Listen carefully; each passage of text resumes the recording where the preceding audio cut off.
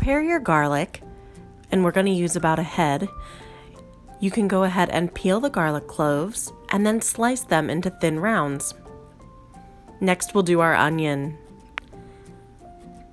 Cut your onion in half, remove the peel, and then slice it into thin strips.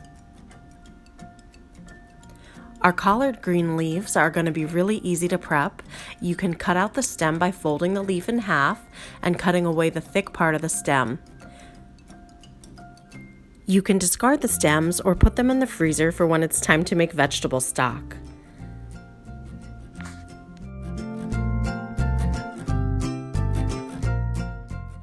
Now it's time to cut our collard leaves into how we want to use them for this braise. This is called a chiffonade cut. How we're going to do this is fold the collard leaf in half lengthwise and then roll it up. And you want to have a tight roll so that you can cut little strips going down the roll, and what you end up with is kind of a thin ribbon. When you're thinking about the width to cut, think about the width of a fettuccine noodle, or maybe about the width of your pinky.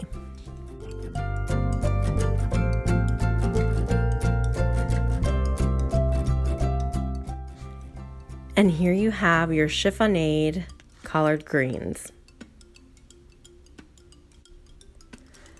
The amount that I've used is about 1 large colander of loosely packed chiffonade collard greens. For this amount of collard greens, we're going to use about 1 pound of sausage. We do want to remove the sausage from the casing so that we can brown it. And what we'll end up with are crumbles. Let's start cooking. What I have here is a little bit of avocado oil heated over medium-high heat, and we're going to saute our garlic. Before the garlic gets any color on it, we can add our onions to the pan and our sausage. Continue cooking over medium-high heat until your sausage is browned. Let's start adding our collard greens to the pan. You can add a couple handfuls at a time. Just make sure that you're not overfilling the pan so that you have room to stir. You can continue sauteing over medium-high heat until those have wilted down. Then you can add a couple more handfuls of collard greens and do the same. Repeat until all of your collard greens are in the pan. There's going to be a significant amount of cook down, so you'll see the volume reduce and some liquid start to form in the pan. Believe it or not, we don't have to do a lot of seasoning. Let's just use a little bit of sea salt here, sprinkled on top of the collards. Because you have a nice quality sausage, you're going to get a lot of flavor from that alone. And here's what your collards are going to look like once they've cooked down a bit. Now it's time for the braising. Continue to cook the collards and the sausage over medium heat.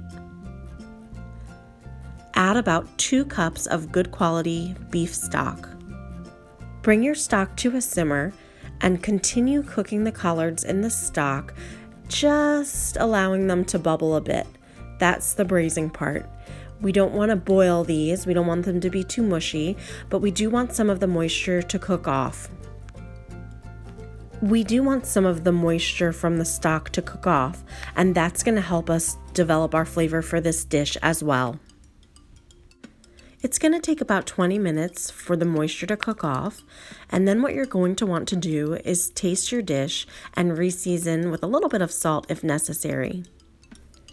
And there you have it, braised collards and sausage. We served ours with some crispy roasted potatoes and a little bit of pecorino romano to continue with that Italian flavor profile. Enjoy! Learn more about shopping local and how to use the ingredients when you listen to the Chef, Farm, and Fork podcast. It's available through most podcast players, including Apple, Spotify, and Anchor. Thanks for joining us. See you next time.